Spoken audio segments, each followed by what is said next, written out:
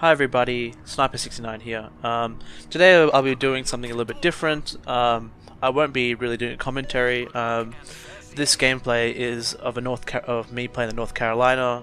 It was one of the last games before I finally unlocked the Iowa. But the real point, the real meat of this video today is to talk about two things. The first thing is a status update about this channel and some of my long-term plans and things like that. And the second thing is to do with the state of the game and just to talk about some of the upcoming premiums and upcoming changes that have been, that are in the pipeline by Wargaming and some of my thoughts about them.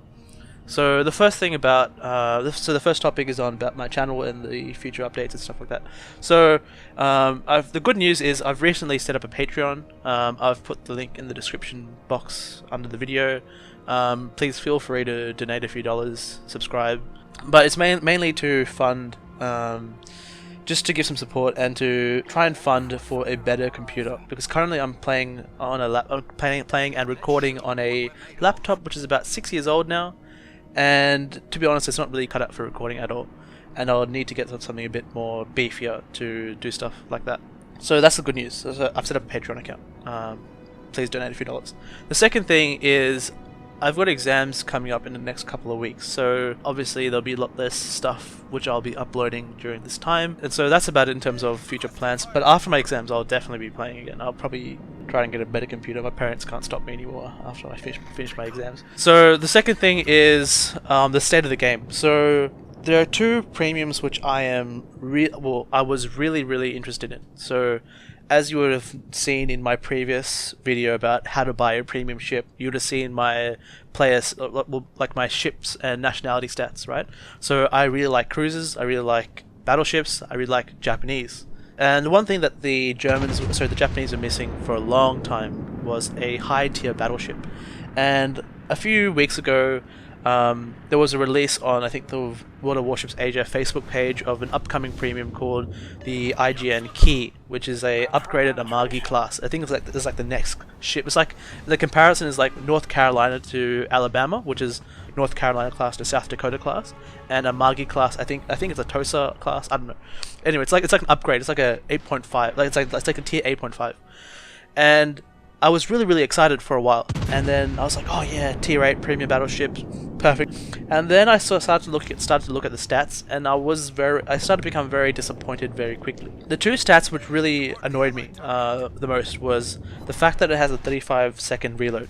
So every other battleship at tier 8 has a 30-second reload or less. So the German battleships have a 26-point-something reload, I think. And the key has a 35-second reload, and I was very disappointed in that. Like, unless the key and the other reason why I'm also disappointed was because the key gets the lowest tier 8 battleship range at 18.6 kilometers. And now this is all a work in progress, and this is all subject to change, and I'm not a super tester or a whatever, so I don't have access to any of these ships and these stats. This is just what was leaked information. So I was very disappointed to see that it has a 35-second reload and 18.6 kilometer gun range. So the thing about a battleship, right, is that yes, you need armor, yes, you need speed, but the most important thing is the gunnery. And if you have guns which are, have the least range and fire slower than every other tier 8 battleship, there is no real motivation to buy this ship. Like, unless you're a collector or, you're really into unique ships, there's no real reason to buy this ship. I mean, the selling point, I guess, is the anti-air, which I think is about on par with American North Carolina, Alabama. But the problem with having good anti-air is that there's not always a carrier in every game. You know what I mean? Like, you have anti-air, but there's no carrier. It's so that anti-air is now useless. It doesn't make sense. Like, you're balancing the ship. The whole premise of this ship is being balanced around its anti-air. Its anti-air is so good, so we'll nerf its gunnery. That I mean, like, its armor is somewhat apparently better. But like, armor is like the least important thing. Like, I mean, like a battleship needs armor, bro. Like, after a certain point, like, it doesn't, like, in game, it doesn't really make much of a difference. Say you have a 380mm belt versus a 410mm belt. That's not going to make too much of a difference in terms of withstanding a battleship caliber shell. Like, if you have a 380mm gun or a 410mm gun, that's still going to punch through that armor at point blank range, right? That extra 30 mils is not going to protect you. So Yes, when you compare the Amagi to the upcoming proposed Key Premium, yes, it has better armor. It's slightly slower. The Key has better substantially better anti-air. The Amagi has decent anti. It's okay, right? So the Key has like American level anti-air. But the problem is the guns. So the guns have a slow reload, and they have the lowest range. The second thing that really annoyed me was, I was really happy. I was really anticipating was the Graf Zeppelin, and the problem with the Graf Zeppelin was at the start it was a really interesting ship, right? It had 2 fighters, three torpedo bombers, and the torpedo bomber pattern was okay, right? It's not the best. I'd rather have just like straight line of torpedoes. But then they thought that this was too overpowered, so they swapped it to dive bombers.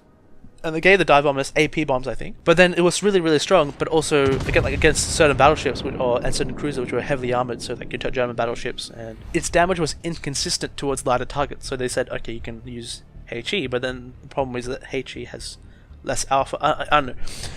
And then I think they thought that using dive bombers was too easy, so they changed the reticule of the dive bombers from a ellipse, which is along the length of your ship, into a round circle.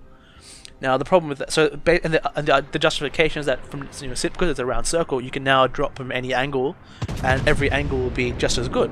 So I guess you spend less time in anti, and you spend less time in setting up, because you just go in and drop and you just leave, because you can dive bomb from any angle and it doesn't really make a difference.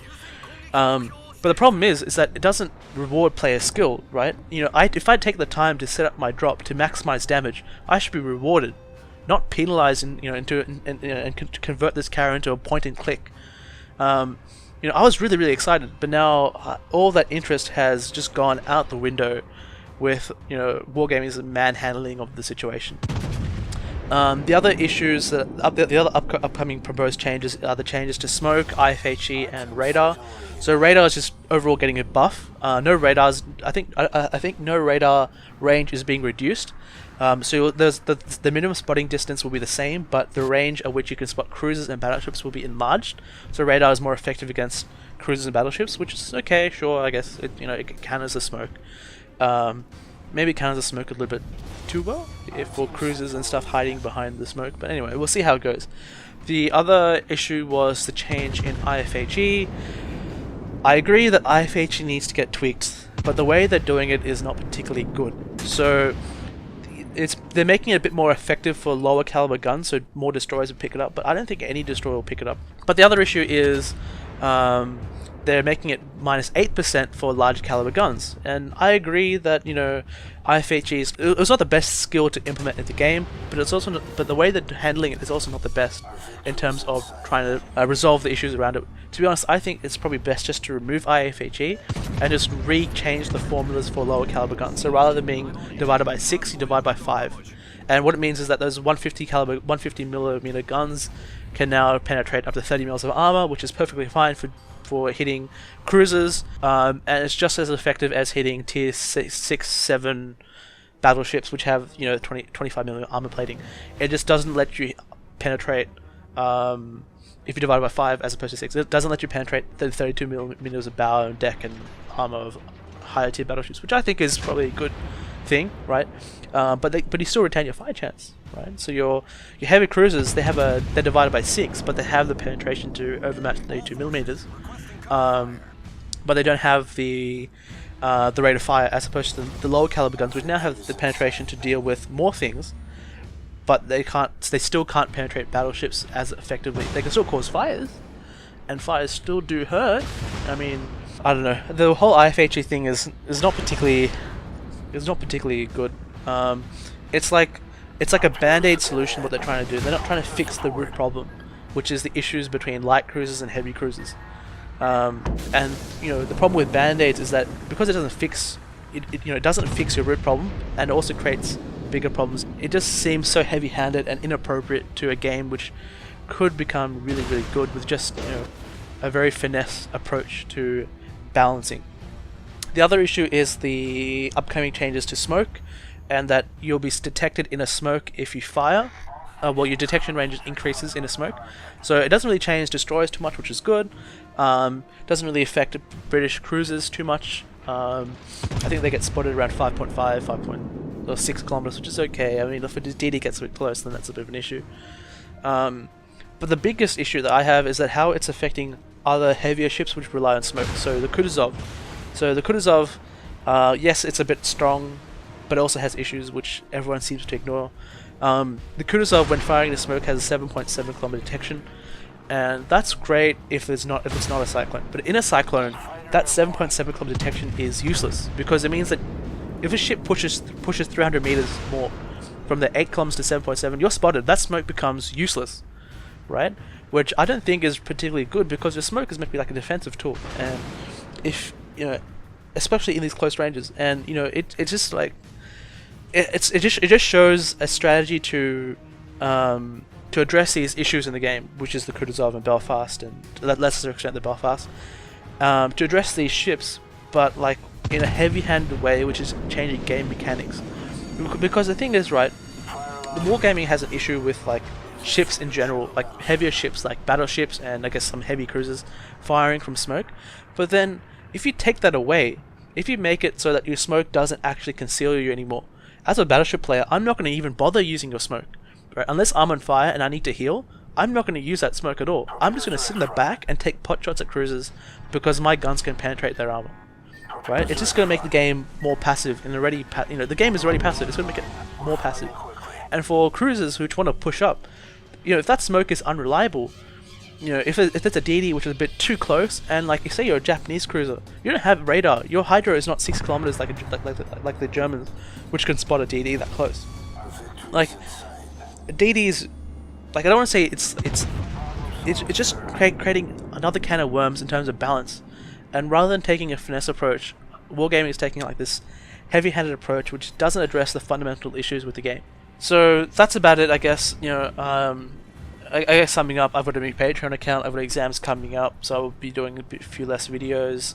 I spoke about the Key, which was a ship which I was excited about, but then became very disappointed with. And then the Graf Zeppelin, that's just a whole mess. The smoke changes, I agree that there are some issues with smoke, but like the way it's being handled is not particularly good. IFHE, I agree there are issues with IFHE in terms of some cruisers being able to abuse IFHE with and do insane damage numbers, but that's just really a problem with IFHE, not the cruisers themselves particularly. And the other issue was the changes to radar, which is fine, I agree with. So that's about it from me. Hopefully I'll catch you guys all a little bit later.